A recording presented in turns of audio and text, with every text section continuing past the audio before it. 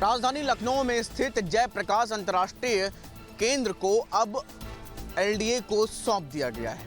LDA ही अब आने वाले दिनों में उसका मरम्मत और संचालन करने का काम करेगा। यह महत्वपूर्ण निर्णय आज उत्तर प्रदेश की योगी सरकार की कैबिनेट बैठक में लिया गया है। गौरतलब है कि 2016 में ये बन करके अखिलेश यादव की सरकार में तैयार हुआ था। करीब 864 करोड़ के आसपास की लागत भी इसको बनाने में आई थी। बीते दिनों करीब 11 अक्टूबर को जब अखिलेश यादव इसके भीतर जयप्रकाश जी को माल्यार्पण करने के लिए जा रहे थे, तब उस दौरान भी अलग अलग जगहों पर गेट पर घेराबंदी की गई थी, जिससे कि वो अंदर ना जा पाए। लेकिन इसके बावजूद भी अखिलेश यादव अंदर गए थे और माल्यार्पण किया था। इस घटना ने भी काफ़ी ज़्यादा सुर्खियां बटोरी थी। ऐसे में कैबिनेट के इस फैसले के बाद एक बार फिर से उत्तर प्रदेश में इस मुद्दे को लेकर के सियासत तेज हो गई है। एनडीए को इसलिए दिया होगा कि समाजवादी पार्टी को लेना आसान हो। एनडीए को देने से अब आसानी से बेचा जा सकता है, दिया जा सकता है। एनडीए में जाने के बाद रास्ता आसान हो जाएगा। वीडियो जर्नलिस्ट हरि राम के साथ शुभम पांडे, न्यूज स्टेट, लखनऊ। अखिलेश यादव ने अपने नवनिर्मित पार्टी कार्यालय और आवास का उद्घाटन किया। माना जा रहा है कि आजमगढ़ में अपने आशियाने से ही सपा मुखिया अखिलेश यादव अब पूरे पूर्वांचल को साधेंगे। पूर्वांचल में आने वाले 28 जिलों में विधानसभा के करीब 164 सीटें आती हैं। वर्ष 2017 में विधानसभा चुनाव में मोदी की लहर में सपा को मात्र 14 सीटें मिली, जबकि साल 2022 में सपा ने करीब 53 सीटों पर जीत हासिल की और दोनों बार सपा को सत्ता से बाहर होना पड़ा। यही कारण है कि सपा अपने गढ़ आजमगढ़ सहित पूर्वांचल पर मजबूत पकड़ बनाने के लिए समाजवादी पार्टी के राष्ट्रीय अध्यक्ष अखिलेश यादव अब अपने आजमगढ़ के नए आशियाने से पूर्वांचल की दशा और दिशा तय करेंगे। उधर अखिलेश के आगमन पर ब्राह्मण समाज के लोगों ने अपने घरों पर काला झंडा लगा दिया। इटावा कांड के बाद पूर्व सीएम अखिलेश यादव द्वारा दिए गए बयान को लेकर लोगों में खासा नाराजगी देखने को मिली है। जाहिर है कि इसका असर आने वाले विधानसभा चुनाव में कुछ न कुछ जरूर देखने को मिलेगा।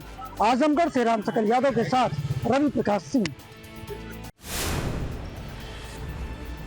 बिहार विधानसभा चुनाव से पहले जेडीयू के बाद अब बीजेपी के कार्यालय में नीतीश कुमार की तस्वीर लगाई गई है। इस वक्त हम मौजूद हैं बीजेपी के प्रदेश कार्यालय में। पहले एक बार उस तस्वीर को दिखाने की कोशिश करेंगे जहां पर नरेंद्र मोदी और नीतीश कुमार दोनों की तस्वीर एक साथ लगाई गई है और लिखा गया है सोच दमदार, काम असरदार, फिर एक बार एनडीए सरकार। एक तरफ देश के प्रधानमंत्री की तस्वीर, दूसरी तरफ बिहार के मुख्यमंत्री की तस्वीर। ये वो तस्वीर है जो बीजेपी के प्रदेश कार्यालय में लगाई गई है और आज से ठीक 2 दिन पहले जेडीयू के प्रदेश कार्यालय में भी नरेंद्र मोदी की तस्वीर लगाई गई थी।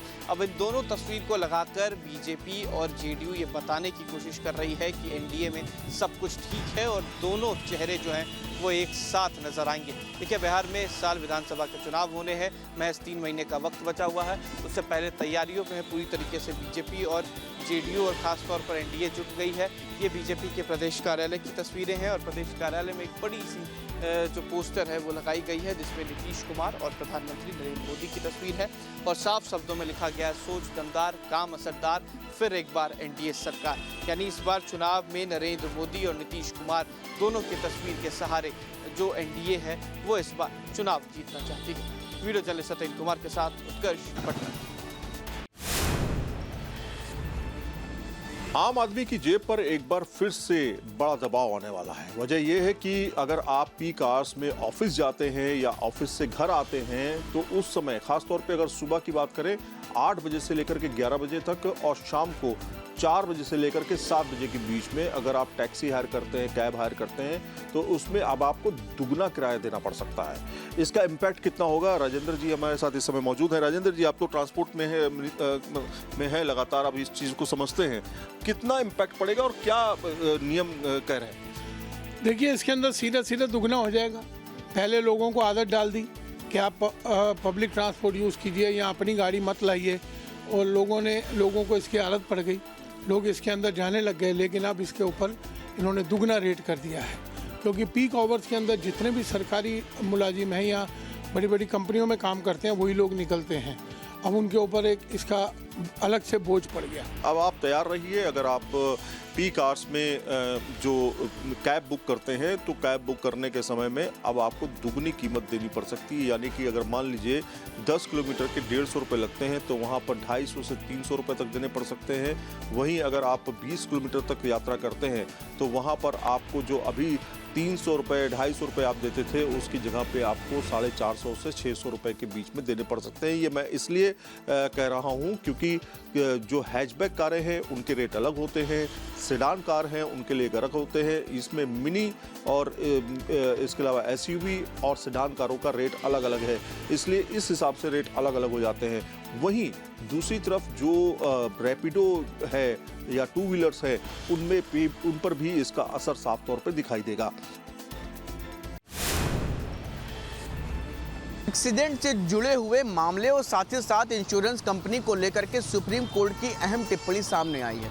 दरअसल लापरवाही से दुर्घटना के दौरान मौत हो जाने पर इंश्योरेंस कंपनी किसी भी तरीके से जो रकम होती है वो देने के लिए बाध्य नहीं है, ऐसा सुप्रीम कोर्ट का कहना है। इसके साथ ही साथ इस पूरे मामले में गौरतलब है कि पहले ही इंश्योरेंस कंपनी की तरफ से इस तरह के तमाम नियम हैं जिसमें यदि चालक की ही गलती होती है और उसकी वजह से एक्सीडेंट होता है तो इंश्योरेंस कंपनी के द्वारा जो इंश्योर्ड रकम होती है वो नहीं दी जाती है। ऐसे में ये टिप्पणी भी कहीं ना कहीं हेल्थ इंश्योरेंस की जो तमाम कंपनियां हैं या इंश्योरेंस से जुड़ी हुई तमाम ऐसे नियम हैं वो उनसे पूरी तरीके से मेल खाती हुई नज़र आ रही है।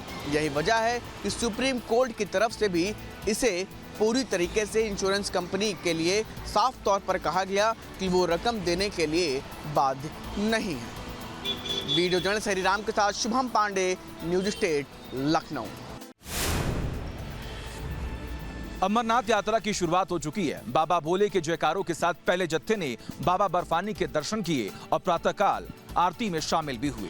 आपको बता दें कि पूरा का पूरा शिवधाम इस वक्त महादेव के जयकारों से गूंज उठा है और आरती में श्रद्धा का सागर भी देखने को मिला। आज पहला दिन था और पहला जत्था जम्मू से रामबन तक पहुंचा है। रामबन से अभी वो जत्था आगे निकल के वैली में हवाले कर दिया गया है। उसके अलावा बाकी भी कार्रवाई चल रही है और जिस टाइप से सिक्योरिटी अरेंजमेंट्स हमने किए हैं उस हिसाब से आज का दिन बहुत अच्छी तरह से निकला है। हम एक डायनामिक सिक्योरिटी अरेंजमेंट्स करके बैठे हैं जो हर दिन में कुछ न कुछ चेंजेस होती रहेगी। आपको जानकारी दें कि ये अमरनाथ यात्रा जिसमें तमाम श्रद्धालु पहुंच रहे हैं, लगभग आंकड़ों के मुताबिक 3.5 लाख लोगों ने रजिस्ट्रेशन करवा लिया है और ये यात्रा 9 अगस्त तक चलने वाली है।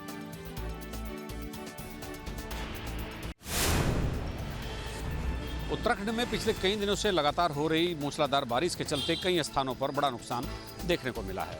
खासतौर पर केदार घाटी में बड़ा नुकसान हुआ और आपको याद होगा कि पिछले साल भी 31 जुलाई को एक बड़ी आपदा वहां पर आई थी जिसमें काफ़ी लोग हताहत हुए थे। इस बार केदारनाथ घाटी जो केदार घाटी है वो निशाने पर है, वो केंद्र बिंदु है। लगातार वहाँ बोल्डर आ रहे हैं और सोनप्रयाग से आगे मनकुटिया के पास लगातार रास्ता बाधित हो रहा है। रात भर से बोल्डरों के गिरने और लैंडस्लाइड होने के कारण केदारनाथ धाम की यात्रा को अस्थायी तौर पर रोक दिया गया है। बोल्डर हटाए जा रहे हैं। केदार धाम से दर्शन करके लौट रहे 40 से ज़्यादा श्रद्धालुओं को एसडीआरएफ के जवानों ने बामुश्किल सुरक्षित जगह पहुंचाया। फिलहाल केदारनाथ की यात्रा जो पैदल यात्रा मार्ग है उसको अस्थायी तौर पर रोका गया है और जो बोल्डर आ रहे हैं उनको हटाने का काम किया जा रहा है। जो यात्री ऊपर से दर्शन करके लौट रहे हैं उनको सुरक्षित स्थानों पर पहुँचाने के लिए राज्य आपदा प्रबंधन की टीम, एसडीआरएफ के जवान वहाँ पर तैनात हैं। जैसे ही रास्ता क्लियर होगा, रास्ता जो बोल्डर हैं उनको हटाया जाएगा और ये मान लिया जाएगा कि अब बोल्डर ऊपर से नहीं आएंगे या लैंडस्लाइड बहुत नहीं होगा, तब पैदल यात्रा को सुचारू कर दिया जाएगा। अपने सहयोग कैमरामैन सुनील कुमार के साथ न्यूज स्टेट के लिए देहरादून से अजीत सिंह। मुख्यमंत्री पुष्कर सिंह धामी गुरुवार को हरिद्वार दौरे पर थे। हरिद्वार दौरे पर जहां उन्होंने एक और कांवड़ मेले की तैयारियों को लेकर अधिकारियों के साथ समीक्षा बैठक की, तो वहीं स्वच्छता अभियान में भी गंगा घाटों पर सफाई की। अपने सफाई अभियान के दौरान मुख्यमंत्री पुष्कर सिंह धामी ने वहां स्नान करने के लिए आए लोगों से भी बातचीत की। मुख्यमंत्री पुष्कर सिंह धामी ने कहा कि हरिद्वार में कांवड़ यात्रा के दौरान आने वाले सभी शिव भक्तों का वो स्वागत करते हैं और सरकार की कोशिश यही है कि यहाँ आने वाले शिव भक्तों को किसी भी तरह की कोई परेशानी ना हो। जिसको लेकर सभी विभागों को जरूरी निर्देश दे दिए गए हैं। और साथ ही साथ मुख्यमंत्री पुष्कर सिंह धामी ने हरिद्वार आने वाले कांवड़ियों से अपील की है कि वो बड़ी मात्रा में जो बड़े साइज के डीजे होते हैं उनको लाने से परहेज करें और जो नियम कांवड़ के होते हैं उन नियमों का पालन करें। दरअसल पिछले कई कांवड़ महिलाओं से ये देखने को मिल रहा है कि बड़े बड़े डीजे के आने के चलते यहाँ पर विवाद की स्थिति पैदा होती है। उस विवाद से निपटने के लिए हालांकि बड़े डीजे पर प्रतिबंध लगाया गया है और पिछले साल भी बड़े डीजे को शहर में घुसने नहीं दिया गया था। इस बार फिर से मुख्यमंत्री ने कांवड़ियों से अपील की है कि वो इस तरह की चीज़ों से परहेज करें और शिव भक्ति के दौरान भगवान भोलेनाथ की आराधना करते हुए यहाँ से जल लेकर हो जाएं। न्यूज स्टेट के लिए हरिद्वार से महावीर नेगी।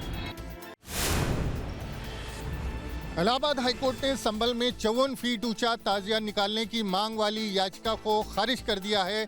जस्टिस मनोज कुमार गुप्ता और जस्टिस राम मनोहर नारायण मिश्रा की बेंच ने यह फैसला सुनाया है।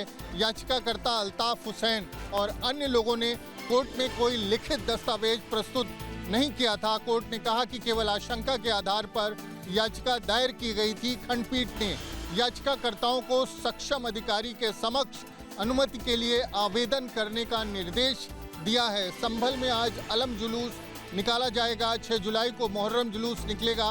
प्रशासन ने ताजियों और कांवड़ यात्रा में डीजे की ऊंचाई 10 से 12 फीट तक सीमित रखने का निर्णय लिया है। प्रयागराज से वीडियो जर्नलिस्ट विजेंद्र कुमार के साथ मानवेंद्र प्रताप सिंह, न्यूज स्टेट, उत्तर प्रदेश।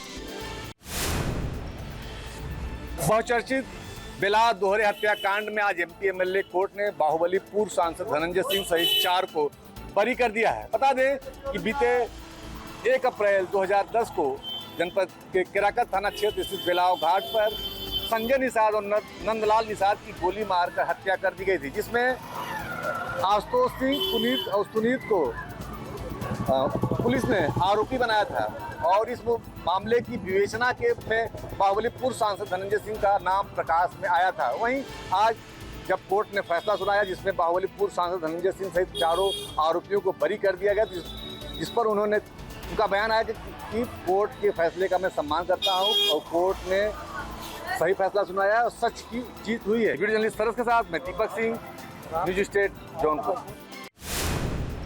राजधानी लखनऊ में एक बेहद ही गंभीर मामला सामने आया, जहां पर करीब 12 लोगों ने अपने धर्म को छोड़कर दूसरे धर्म को अपना लिया था। ऐसे में आज करीब इन्हीं 12 लोगों ने विश्व हिंदू रक्षा परिषद, जो कि यहां पर आज करीब उसके द्वारा 12 लोगों को वापस घर वापसी कराई गई है। वापस से उन्हें हिंदू धर्म में शामिल किया गया। ये पूरी प्रक्रिया राजधानी लखनऊ के गोमती नगर इलाके में स्थित मंदिर में हुई।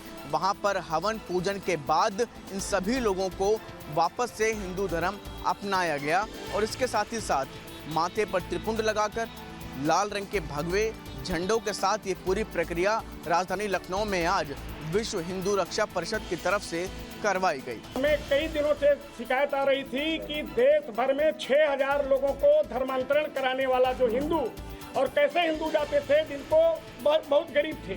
आजमगढ़ में उसके खिलाफ मुकदमे कायम हैं, बलरामपुर में है, यूपी के एसटीएफ थाना में दर्ज है और इसका नाम यूपी में गजवा ये हिंद का मजबूत चेहरा है छांगुर पीर, और इसके बड़े गैंग हैं मोहम्मद अहमद खान व अब्दुल महमूद। ये 100 करोड़ का तो अपनी कोठी बनवा रहा है। पूना में रहने वाला बलरामपुर का है और इसके खिलाफ जो मुकदमे हैं 8 महीना पहले मुकदमा कायम हुआ, एसटीएफ ने किया था गोमती नगर में, और आज तक उसकी गिरफ्तारी नहीं हुई, न पुलिस ने दबीज दिया। अब एटीएस जांच कर रही है। वीडियो जर्नलिस्ट हरिराम के साथ शुभम पांडे, न्यूज स्टेट, लखनऊ।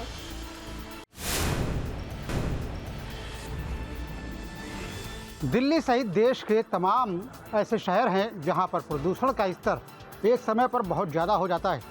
लोगों को सांस लेने में भी दिक्कत होती है। इस समस्या का समाधान अब कृत्रिम बारिश से हो सकेगा।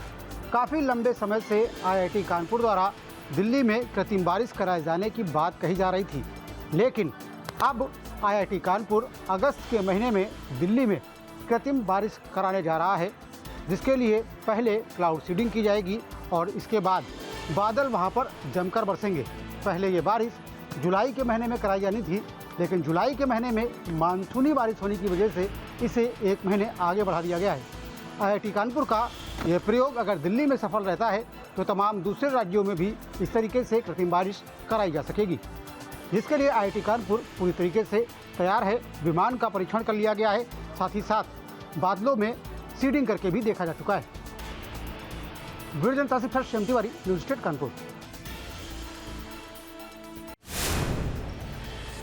प्रयागराज में बीते कुछ दिनों में गंगा यमुना के जलस्तर में तेजी से वृद्धि हुई है और लगातार जो पानी है गंगा और यमुना का वो घाटों के ऊपर एक तरह से आ गया। आप देखें यहाँ पर हम संगम तट पर मौजूद हैं और तमाम बिजली के खंभे जो संगम के घाट पर लगाए गए थे, जो कुंभ मेले के दौरान और तमाम व्यवस्थाएं की गई थी, उनको निकालने का मौका भी प्रशासन को नहीं मिला है।